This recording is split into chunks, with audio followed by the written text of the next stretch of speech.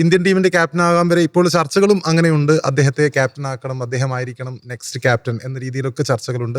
പക്ഷേ ടീം തകർന്നുകൊണ്ടിരിക്കുമ്പോൾ ക്യാപ്റ്റൻസിയും ചോദ്യം ചെയ്യപ്പെടുന്നു എന്നുള്ളതാണ് ഏറ്റവും പ്രധാനപ്പെട്ട അവസ്ഥ.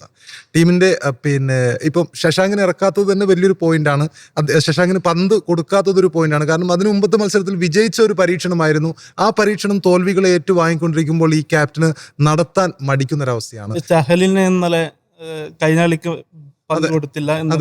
അതൊരു ഇമ്പോർട്ടന്റ് ആയിട്ടുള്ള ഒരു ഫാക്ട് ആണ്. കാരണം യശ്വന്ത് ചഹൽ കഴിഞ്ഞ മത്സരത്തിൽ അദ്ദേഹത്തിന് ഒരു ഓവർ പോലും കൊടുത്തിരുന്നില്ല. ഒരു ഇന്ത്യയിലെ ഏറ്റവും മികച്ച സ്പിന്നറാണ്, IPL വേദിയിലെ ഏറ്റവും മികച്ച സ്പിന്നറാണ്, നമ്പർ 1 സ്പിന്നർ ഓഫ് IPL എന്ന് തന്നെ പറയാം. അദ്ദേഹത്തിനെ വിശ്വസിക്കാത്ത ഒരു അവസ്ഥയായിരുന്നു കഴിഞ്ഞ മത്സരത്തിലുണ്ടായിരുന്നത്.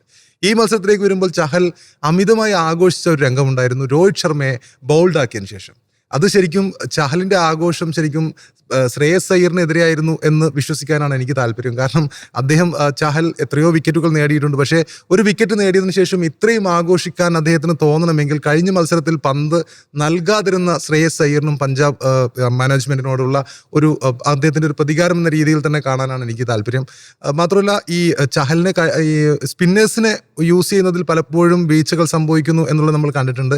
കഴിഞ്ഞ ദിവസവും ഒരുപക്ഷെ ഒരു പേസർ ഉണ്ടായിരുന്നെങ്കിൽ ഇദ്ദേഹം ഈ ചഹലിനെ ഉപയോഗിക്കാൻ നിർബന്ധിതനാകുന്നു എന്ന് വിശ്വസിക്കാനാണ് താല്പര്യം. കാരണം സ്പിന്നേഴ്സിനെ, അതായത് ചഹലിനെയൊന്നും വിശ്വസിക്കാത്തൊരവസ്ഥ കഴിഞ്ഞ മത്സരങ്ങളിലൊക്കെ ഉണ്ടായിരുന്നു. ചഹൽ കഴിഞ്ഞ ദിവസം നന്നായിട്ട് തന്നെ പന്തെറിഞ്ഞു.